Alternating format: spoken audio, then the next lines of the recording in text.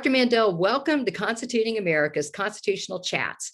And please tell us your thoughts on what our founders thought about how our nation should approach treaties with other countries.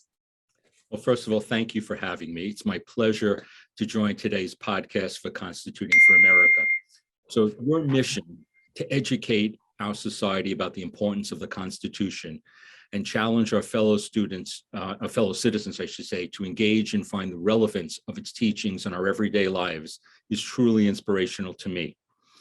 So let's begin with some basic facts about treaties.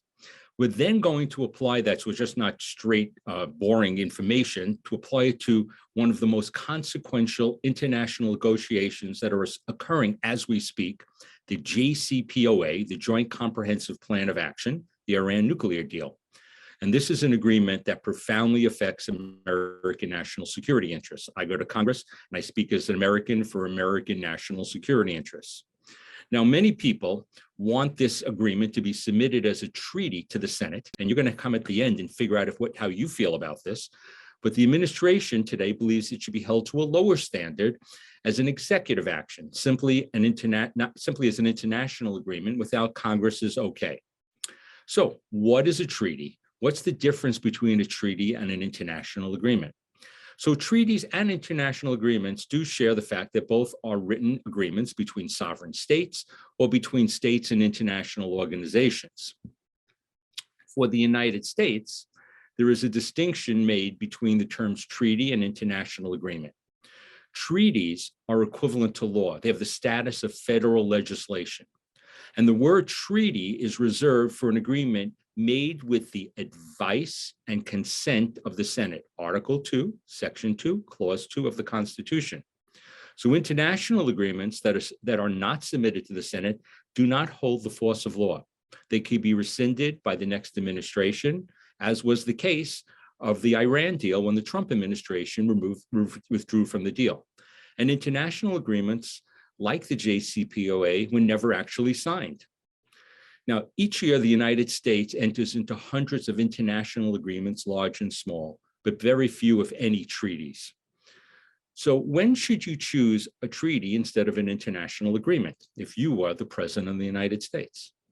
To my mind, if the agreement is consequential enough to affect our national security interests and needs to remain in force from administration to administration, and also have the support of the American people, it should be negotiated and submitted to the Senate as a treaty. Now, treaties and international agreements span the gamut. They range from international relations to peace deals to trade arrangements, from defense cooperations to resolving territorial disputes, from human rights to environmental matters, and many, many others. But as times change, what is required of treaties continues to change too. So the first American international agreement occurred in 1796, when the United States entered into the treaty with Tripoli to protect American citizens from being kidnapped and ransomed by pirates on the Mediterranean Sea. Today, treaties tackle 21st century issues like the Treaty on Cybercrime signed in 2001. Now, one of the treaties in the spotlight today, and Kathy will be happy that I'm mentioning this, and I'm so happy she asked me to talk about it a little bit, is with Ukraine on all of our minds, is the North Atlantic Treaty. That's the basis for NATO. Ukraine is not a member of NATO, but boy, they would like to be. However, many nations of the former Soviet Union and in their sphere of influence in Eastern Europe have, since the fall of the Berlin Wall and the dissolution of the Soviet Union, have joined NATO. Now, that is now being used as a pretext by Russian President Putin for his expansionism. So these nations that are in his crosshairs and are worried, but are part of NATO, are the Czech Republic, Hungary, Poland, Bulgaria, the Baltic states, Latvia, Estonia, and Lithuania, Romania, Slovenia, Slovakia, Croatia, Montenegro, and Albania. Now, of this North Atlantic Treaty, there are two consequential sections, and I think they'll teach us a little bit about treaties right now. The first one is Article 3. It requires its members to develop their capacity to resist armed attack. In other words, they got to pay their fair share for an army. Now, this has been a point of contention between the United States and its NATO allies well before the Russian invasion of Ukraine. as most NATO countries do not spend the required share of 2% of their GDP on military needs. So what this teaches us about treaties, this highlights that unless a treaty is very specific, expected to be interpreted very loosely by the other co-signers. But the more important article is Article 5. It says parties agree that an armed attack against one or more of them shall be considered an attack against them all. That means if one's attacked, everybody's involved in the fight. This article, since 1949, Article 5, has been invoked only one time, after 9/11. It is not involved with Ukraine because Ukraine is not a member of NATO, although NATO is very involved in what's going on in that crisis.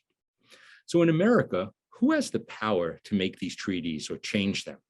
According again to Article 2, Section 2, let's be more specific. The Constitution provides the president shall have power by and with the advice and consent of the Senate to make treaties, provided 2/3 of the senators concur. So why did the framers of the Constitution give the Senate a veto, basically, on a president unilaterally making treaties? The framers believed that no president should have the sole power to make treaties. So they gave the president the benefit of the Senate's advice and counsel to check presidential power and safeguard the sovereignty of the states by giving each state an equal vote in treaty-making process.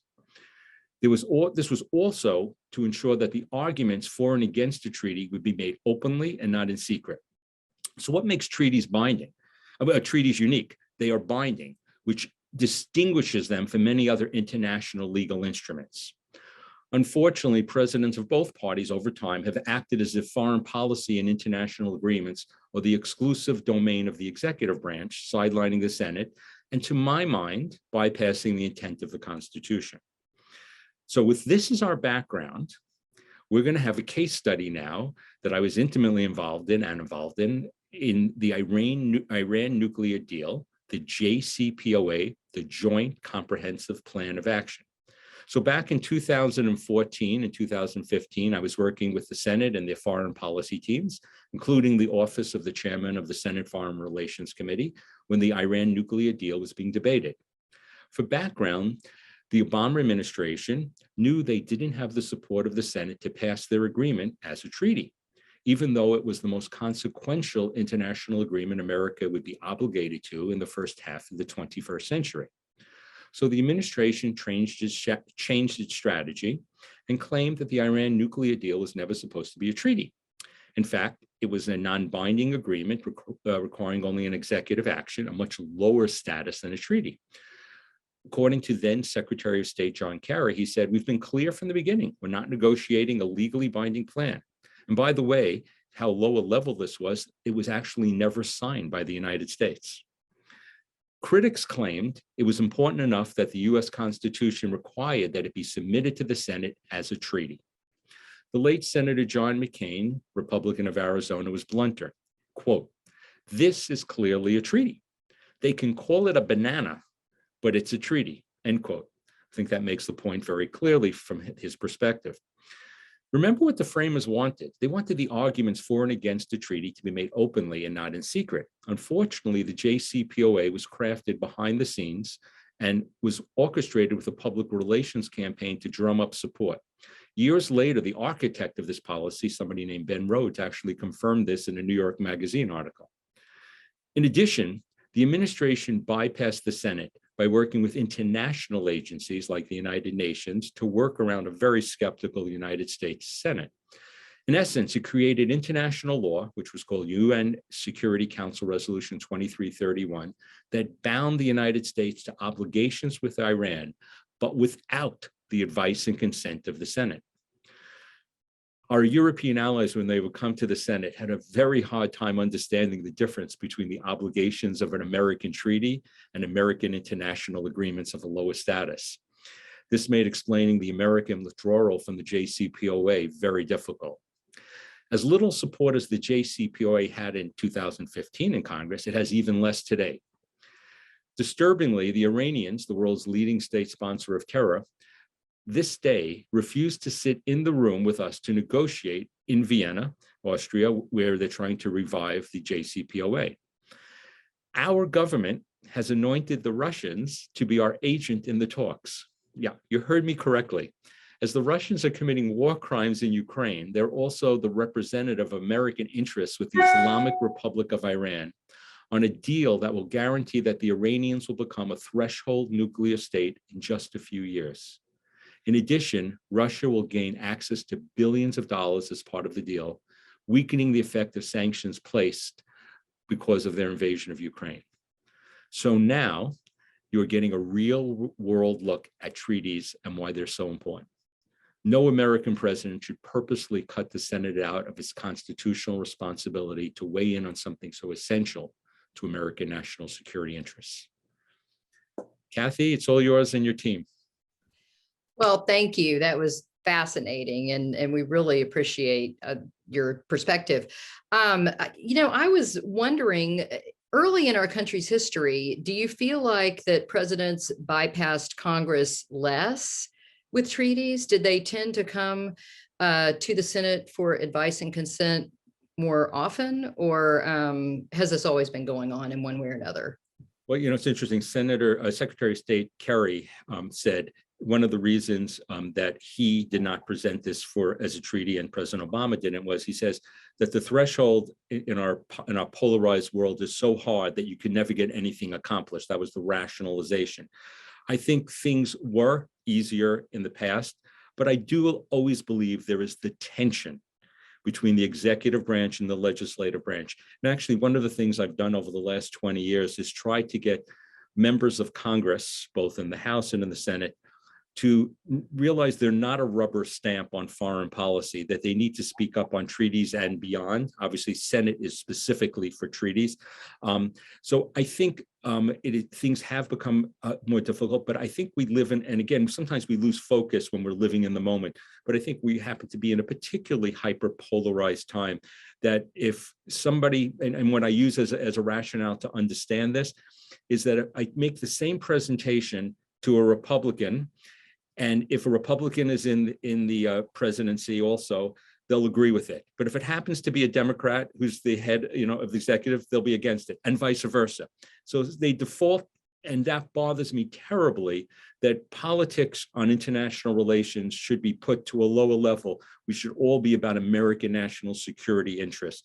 So we're dealing with a difficult time to advance things, and you hope that whoever's your president doing international agreements, which have strong force but not a treaty, he or she is going to do the right thing. I also wanted to ask about trade agreements, because I was looking through a list of treaties, and first of all, it's a really long list. It was like, it went on for pages and pages of treaties that our country has entered into over the years. But I noticed that NAFTA was on the list of treaties, the North American Free Trade Agreement. And are trade agreements always treaties, or are there certain trade agreements that are treaties and certain ones that aren't? And how does that work?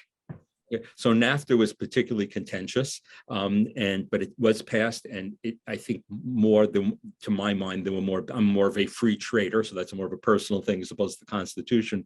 But it had benefits. The Trump administration renegotiated it, and then the Trump administration also stopped what would have been groundbreaking trade agreements with Far Eastern nations, in addition, that would have possibly counterbalanced China.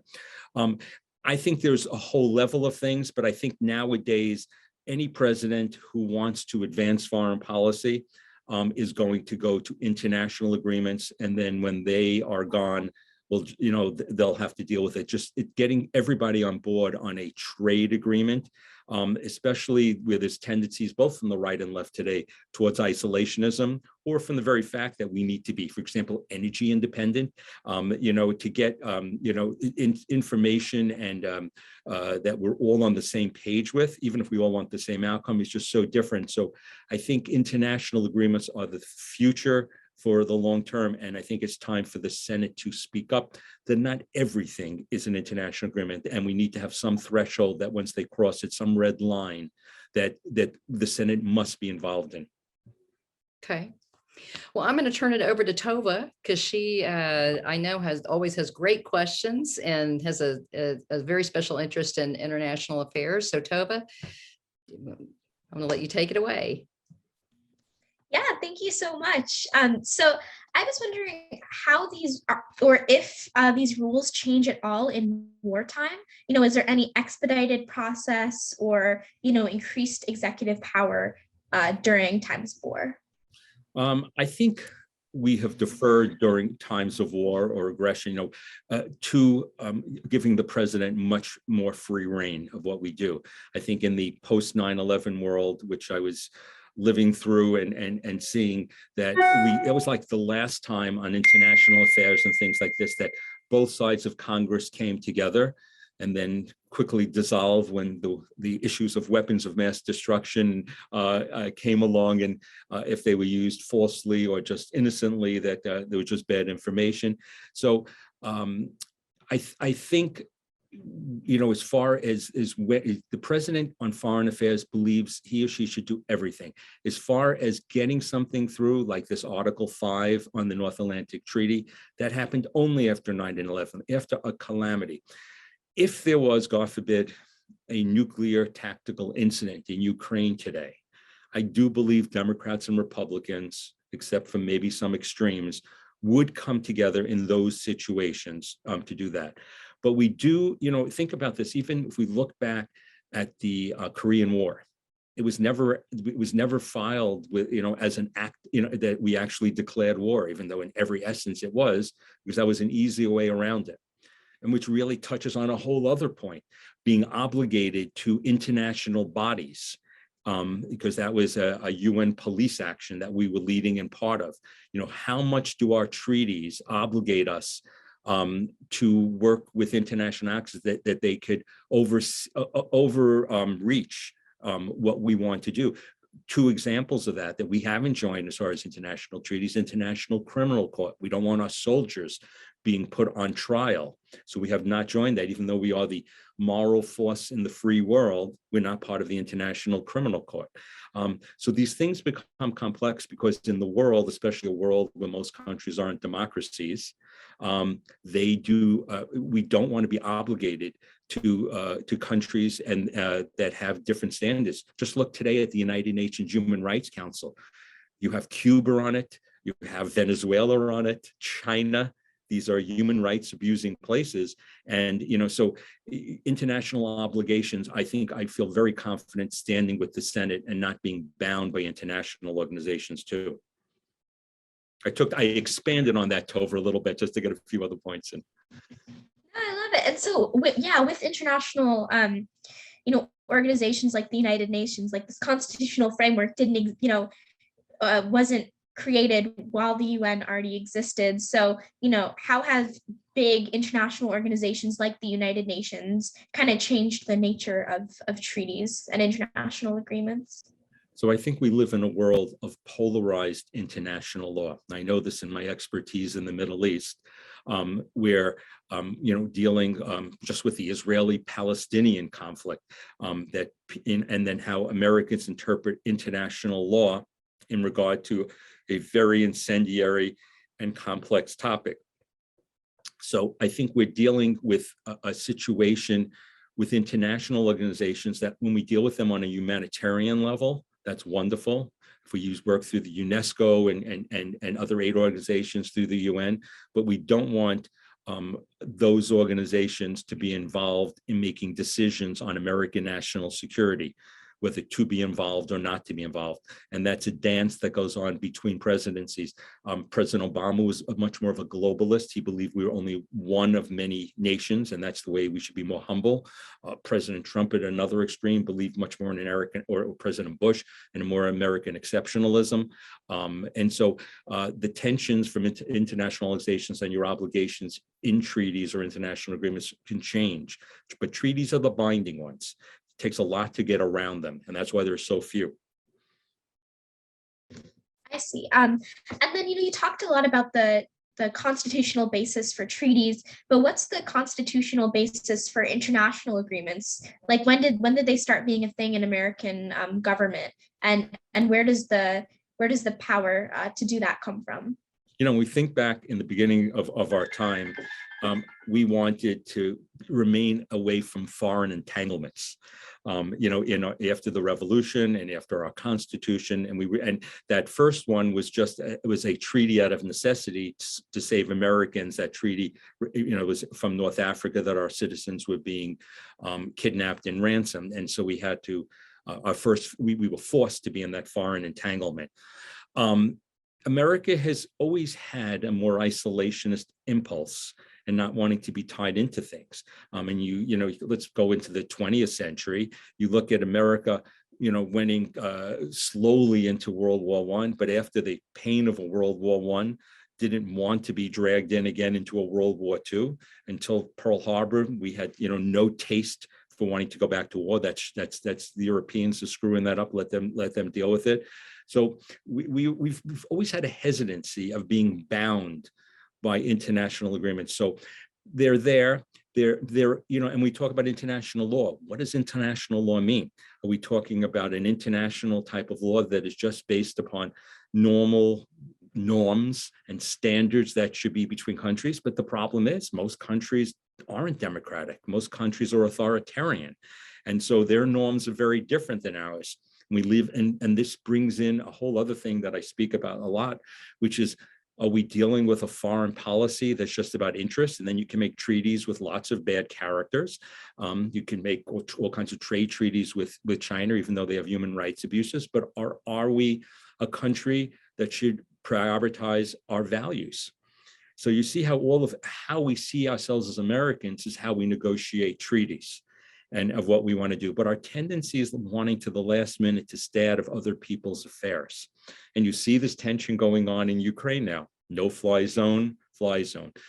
President Biden doesn't want to bring us to a third nuclear war, is being involved, more likely to do it, but less likely to do it. All of these tensions. And if Ukraine, just to give you one thing, if Ukraine was part of NATO, we would be in it. We'd have no choice. Then again, if Ukraine still had its tactical nuclear weapons and didn't give them up in 1994, and just talk about an international agreement, they gave them up from the promise from the United States, the Europeans, and the Russians that their territorial integrity would remain. I think it was the Bucharest Memorandum that was there. But look what happened. People tear up pieces of paper. They're not worth very much. If might makes right very often in a brutal world. It's very true. Speaking of tearing up pieces of paper, how can a treaty be rescinded? I don't know. I can't think of a treaty that's rescinded recently. I would imagine it would have to be and I have to be honest, I don't know this off the top of my head, but I would imagine it would have to be, because a treaty is law, has the status of legislation. So Congress would have to rescind it. And I guess they would need the 66 votes. And I guess the president would have to sign on there. The easy way to rescind a treaty is just to act like that it's not there. And presidents can do that type of thing all the time. Other nations kind of do that. They're not as faithful, to what the meaning of a treaty is. That's why I said in that example of the North Atlantic Treaty, that unless it's very specific, every nation is always thinking ahead. They want some way out. But I'm going to have to look that up. I don't remember how to get out of a treaty. Americans get out of a treaty.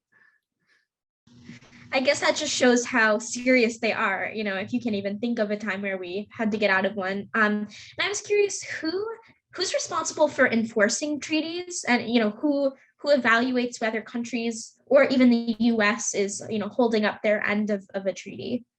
Well, if you're talking about a trade treaty, and that it's being broken, and that's happening all the time, whether it's between America and Europe, that there's subsidies given to European grain or wine or steel or whatever it is, and that somebody thinks it's wrong, then there are international organizations that you bring to arbitrate for you and will rule on it. And that actually works okay. What you can't do if you're not satisfied with what happens there, you can put on your own sanctions in trade. So there are powerful things you could do, and you remember economic pain is something that is strong certainly in trade deals, not so much when they're dealing with kinetic wars. Now, if you're talking about things that are related to borders, so the North Atlantic Treaty is the perfect example again. if the territorial integrity of a NATO state is violated by another country, any one country can ask all the other countries to come in and get involved. And so if Russia went into Poland, that would make it happen. But let me just throw some complexity into here because we don't want to make this so binary and black and white.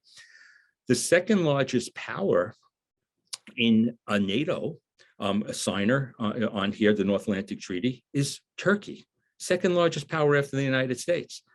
But Turkey kind of violated the spirit, if not anything else, of the North Atlantic Treaty. They bought the most advanced Russian missile system, the S-400, which could affect our national security because they can get information through that about our F-35s and things like that.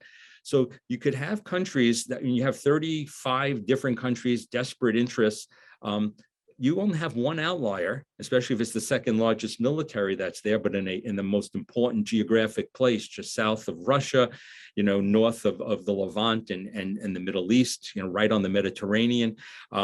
And they decide they want to play different. I mean, they were part of NATO. There was in 2016, just to tell you how a NATO ally, how this type of treaty is not, its spirit was not fulfilled by Turkey. We have an air base there called Incirlik. We have tactical nuclear weapons there. The Turks blamed us for the coup that was happening at the time, and they shut off the power lines to a base with nuclear weapons. Is that how a NATO ally? What does that say about the North Atlantic Treaty? I mean, the layers of complexity of treaties and the meanings and spirit. And when somebody signed that in 1949, Turkey was a secular Muslim nation. Today, they're an Islamist nation, more akin to the Muslim Brotherhood. So even if the words are the same, the people who have to fulfill them become different over time. And in America, how much do you, if you're a foreigner, how much do you trust America? Every 4 years, we change our foreign policy, 4 or 8 years. So it's not just the words that are written there. And that's why people, when they bind themselves to them, want to have as much latitude as possible. Yeah, that makes a lot of sense. Wow. I mean, there's always so much complexity. We could talk for like 5 hours. I was also curious about, national security and confidentiality. I'm sure, like many times, I'm sure like it's, I guess, not prudent for national security to have everything out in the open. And I'm sure countries have sort of secret agreements all the time that the public might not know about. How do those work in kind of the framework of the Constitution? And are there ever times where a country might not want to share the information about an agreement with the country, so they wouldn't do a treaty or anything like that? There obviously are situations that you can make certain promises, but I can tell you almost all of the ones that I know, if they don't turn into an agreement, when they're not written or not public, they're not worth anything. I'll give you one. A letter that was written by George W. Bush to Prime Minister Ariel Sharon of Israel, basically acknowledged Israeli settlements that were established over the Green Line, the 1949 Armistice line, were kind of facts, and that there's going to have to be a redrawing of borders so Israel could live in strategic depth. A new administration came by, next one, and says we don't consider, that was just that meant nothing. And Israelis had based their foreign policy upon it, but it wasn't out there. So unless it's out there in the open. Now, there are things that we do all the times in secret between our secret services and things like that. And we have to have secret missions, but on something from a political to political level, it needs a fleshing out. Now, granted, sometimes the conversations in Congress are secret. They don't, especially when they're being negotiated, but we don't want to, our country is about the American people. The politicians work for us. And so we need to know what they're what they're doing. We need fair and open hearings before we're obligated to do something. Because if we get pulled into a war or a trade agreement or protecting human rights or whatever it is, environmental deals, Paris climate deal, whatever we're dealing, we want to know that the American people support what we're doing and they feel that they've had their chance, even if they disagree, of what to do. So my feeling is if it's not open out there and written, at least, and I've shown you how weak an international agreement is, but that's the minimum threshold of what's needed. I see. That makes sense. That accountability from the public. And then, how do treaties respond to, you alluded to this earlier, but how do treaties respond to regime changes or changes in government? Do treaties still hold up, even if, as you said, Turkey goes from secular to Islamist? How does that respond? Okay, so we'll go to the Middle East. I always like to give real world examples because you could a little more tangible. So for example, there was an American law that kind of bypassed an agreement we had with Egypt. And it was actually John McCain was involved in this agreement, which basically if a coup occurred, we had to stop military aid. And that was part of something we gave Egypt as part of the 1979 Israel-Egyptian peace accord that we were giving them stuff. But then other American law came in because there was a regime that changed by a coup that affected other law. And so, what takes precedent at that time? And then there's, by the way, somebody can say, maybe that's true, everything you're saying, but that hurts American foreign interests and it'll affect our national security. And that's where we kind of defer to presidents about there. But the truth is that if there's only one constant, and the constant is change. And so we change, we as an American people change, our presidents change, authoritarians change on the other side. We always hope they become democratic. Sometimes they do, and then sometimes they go back. And so that makes it just much more difficult over. It's we're dealing with, we have to keep reevaluating what we do. Again, that's why treaties are so rare, because they're so binding, but the players keep changing. Yeah, that makes a lot of sense. Well, thank you so much. Those are my questions. I really appreciate your insight and nuance, and I will now pass on to Jewel and Jordan.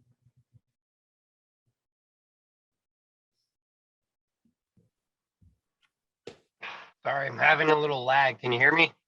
I do. All right.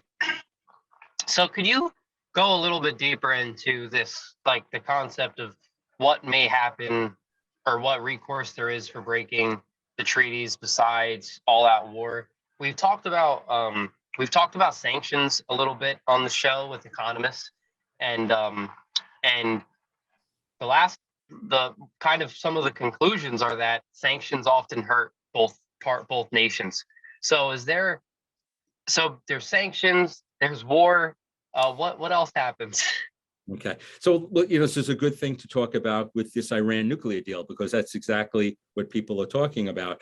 So you have a situation with Iran where America has put on and started, they started sanctions going back into the 2008, 9, 10. Senator Kirk from Illinois was very involved in a lot of that. And President Obama says he used that leverage of sanctions to create this 2015 Iran nuclear deal. And he said if we didn't do that, we would create the groundwork for war, because they would go nuclear and this stopped them, and it's not perfect. And that's this rationale for rejoining now. And I'm not going to do that. President Trump withdrew from the deal and put in even more reinstated sanctions and put in even more sanctions. And then the question you alluded to is, who is it hurting? Is it hurting the regime? Is it hurting the people that are there? Do sanctions change regimes? Is that our goal that's there? So it's not always very clear. So in this case, I'm just going to throw in something that you probably didn't think about. We're dealing with we project our Western perspective on other places of the world that think profoundly differently than we do. This is not condescending. But the Iranian regime, they are a revolutionary ideology that wants to export its version of Islam, of Shiite Islam, around the world, and economics are not the primary thing there. Ideology trumps it. We in the West can't understand that. So maximum sanctions may work if we were putting them on Canada or on England or on Israel or Sweden. But when you're dealing with an authoritarian, especially one that's revolutionary and religious, it will have a totally different effect. So the question here is, if we don't have a treaty, we don't sign something, will there be a chance of war?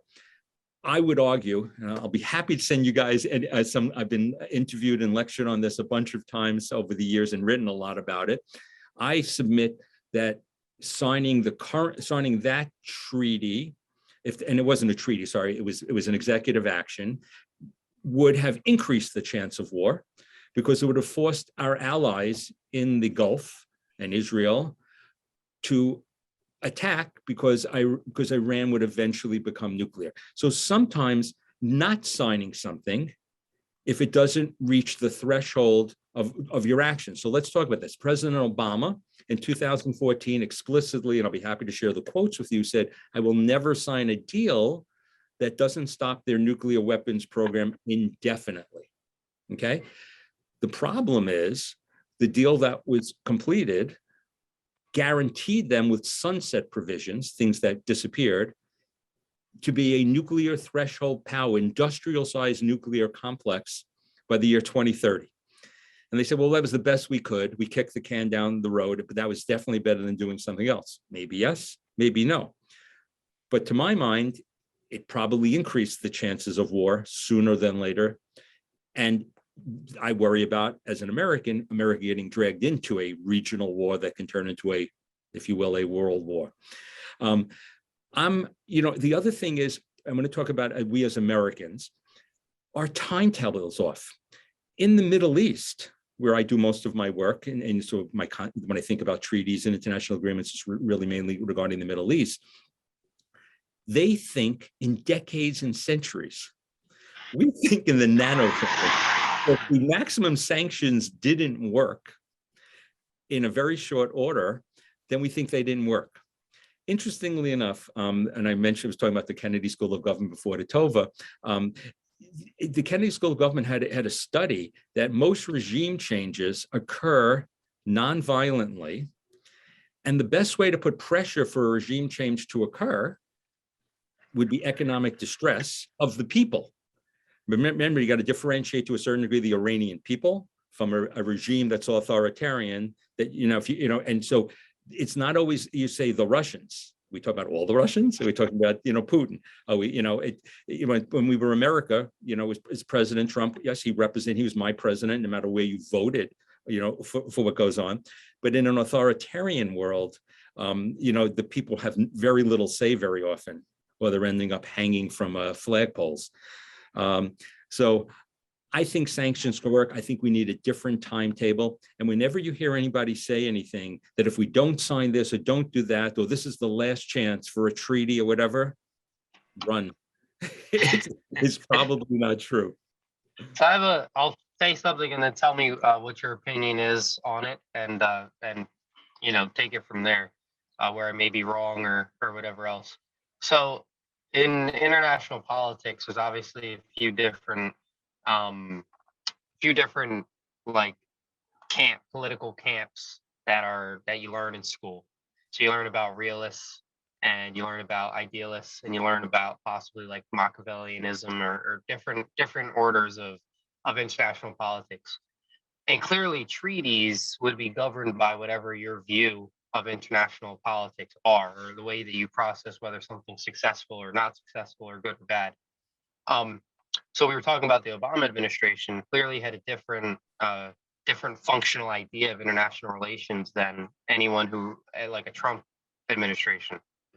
Now, for as much as, if you think about it from the standpoint of like nations can get along if we have the same common goal and so on and so forth, my question is that, being as that we know that every nation is never going to, we're not going to get every single nation on earth to agree to that. Do nations with foreign policies that are more so along the lines of idealists just make room for more chaos down the road when nations arise and want to act aggressively? Like whether you want to say Russia, or whether you want to say Iran, or whether we could pick out any player in North Korea if they could.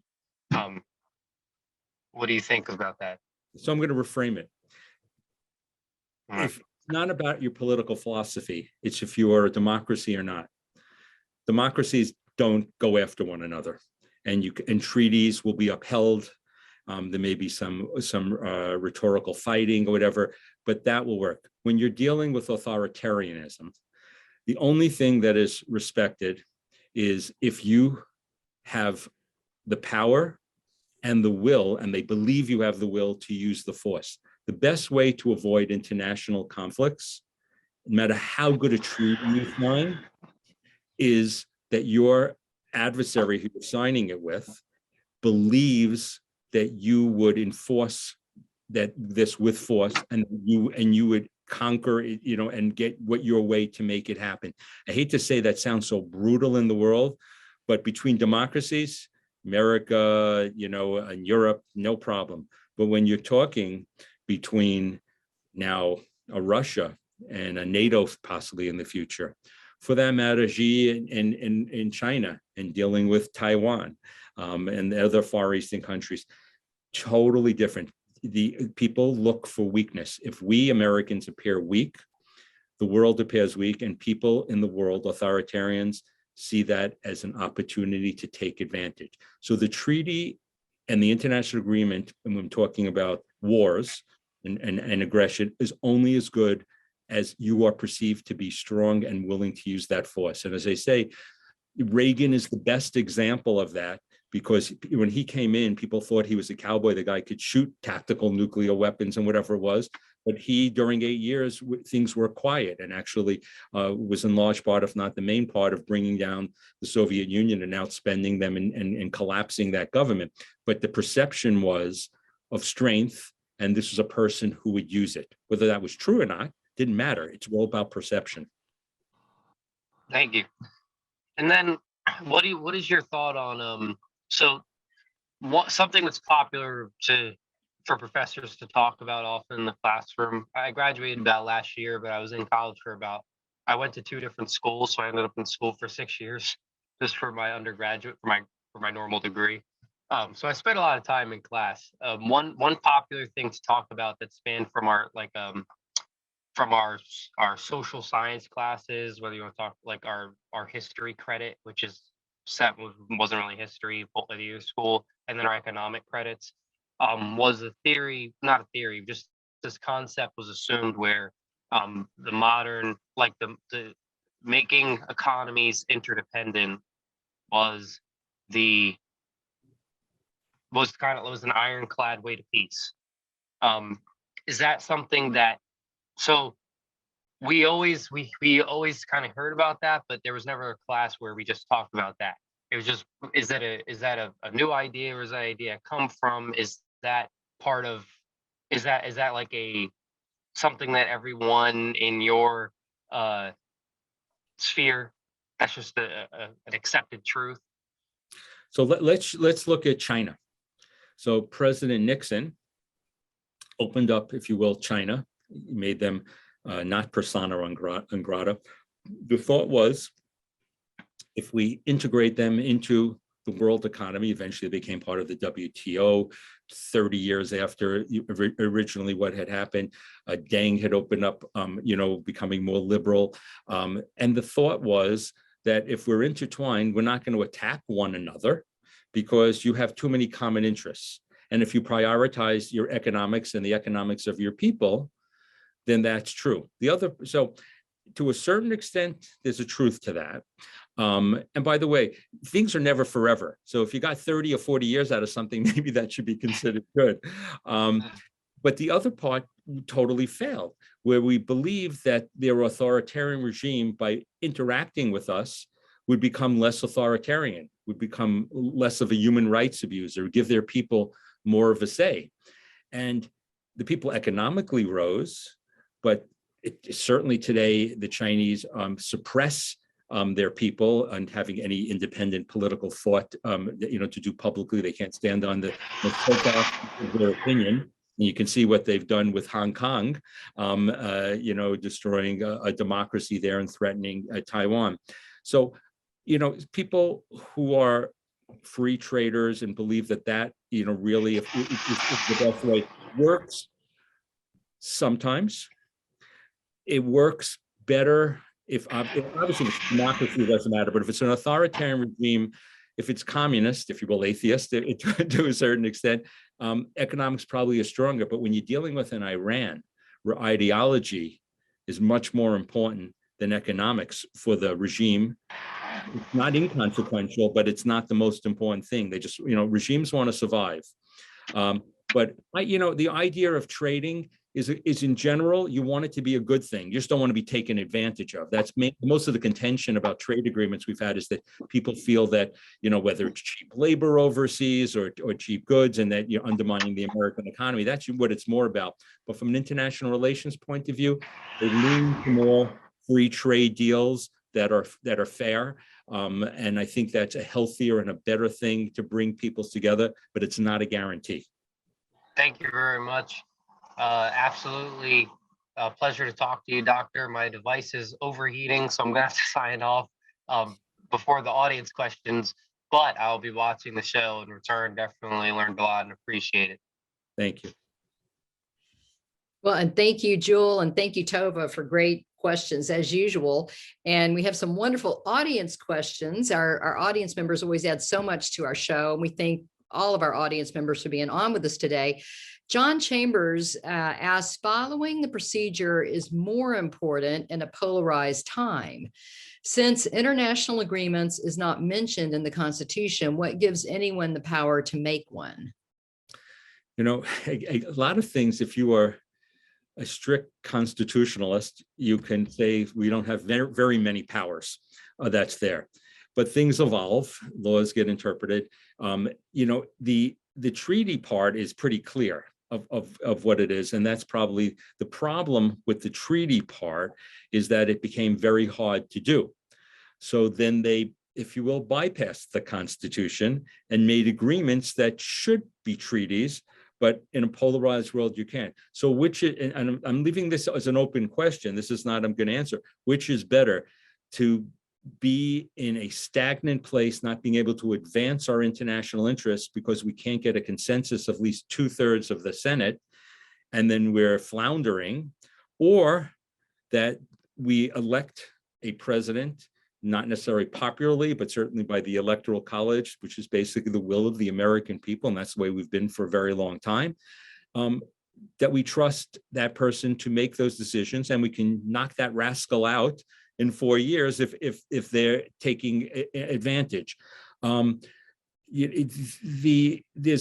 that tension, I said, between first the executive and legislation. There's a tension between the document of the Constitution being a living document that evolves for our times, or something that we get away and we undermine our Constitution, and we should be like Judge Scalia, really keeping to what it really meant and leaving other enforcement to what the states say. And that will go on, and in a democracy we'll have that conversation. But we definitely need a president to have some abilities. We just hope a president has enough humility to realize that he or she doesn't have all the answers of what's there, and takes good counsel. Now, we've been talking, a lot about international issues today, and Linda writes that she believes there are a number of treaties with Native Americans that have been ignored. And I looked this up a little bit real quickly, because I saw that, I think in 1871 was around the year that our country stopped making treaties with Native Americans. And possibly the Supreme Court has had some rulings on some of those issues. But do you have any comment on that? Or I know your expertise is much more international. I happen to have just been reading today about what's happening with Oklahoma and the Supreme Court and the treaties, and that the Supreme Court, I think this McGurk decision, basically now sort of half of Oklahoma is now under Indian control, and it really gets to the fact of, like, there was somebody who was a killer or a rapist or somebody who committed horrific crime, but they claimed they were 3/16 Native American, so they couldn't be prosecuted under American law. And so those treaties can be very problematic when we're dealing with our domestic civil society. So that's an unusual case about, about America and treaties with our Native American population. It's not my expertise, but it's literally in the news today. So the question is very important, and look it up about Oklahoma. And I think it's McGurk decision and how it affects. And that was a split decision in the Supreme Court. Well, thank you. And then Ron Meyer asks, is the UN irrelevant since China, Iran, and North Korea will never change or agree to reason rather than power? Okay, so the United Nations, which is a whole other topic, the power of the United Nations is the United Nations Security Council with 5 permanent members who could veto anything. And if Russia and China are 2 of the 5, which they are, then they can veto anything of substance, which is one of the reasons that I've always leaned that we should have for things related to that involve armed force, that we should have a coalition of willing democracies doing that. And we should leave groups like the United Nations to humanitarian work, maybe some trade work, things, I don't believe that we should be outsourcing security issues to a body that's 2 of the 5 in the Security Council are authoritarians. And of our General Assembly, which has it's nothing binding, it's symbolic, but the majority of those countries are non-democratic. So I believe that we should downgrade it. I mean, President Biden rejoined the UN Human Rights Council, hoping to influence it, but they are as bad as they've ever been. These international bodies do not reflect American values. And so from a humanitarian point of view, yes. From something more security oriented, I think they should be downgraded, and they should have no say in what we do as Americans in making security decisions. Well, thank you. And I see we're right at time, and we want to be respectful of everyone's time. And Dr. Mandel, we just thank you so much for being with us today. And Jewel had to get off, but Tova, would you like to share any parting words? Oh yeah, thank you so much for coming on today and giving us your time and your expertise. It's really fascinating, and again, so important just to stay informed about these issues as citizens of the United States, to know, to help refine our own opinion on these topics and figure out where we can insert ourselves to advocate for our beliefs. So thank you so much, and have a great day. Thank you, Tova. And we invite everybody in our audience to join us next Tuesday at 2 p.m. Eastern. We're starting a new series we're so excited about because it's going to track for a while with our 90-day online study. You all, if you're a regular Constituting America fan or listener, every year we do a 90-day online study. And our study launches on Monday, April 18th. And the topic this year is American Exceptionalism Revealed, the Historic Rise and Fall of Worldwide Regimes and How United States Founding Wisdom Prevails. And we'll be talking about different regimes throughout history, why they failed, and how, if they had followed some of our country's founding principles or structures outlined in the U.S. Constitution, maybe they would not have failed. And our first guest is going to be Dr. Christopher Burkett, and we are very excited to have him. And he will be talking about Greece. So we invite y'all to join us next Tuesday at 2 p.m. Eastern, and we will see you then. So thank you. Thank you.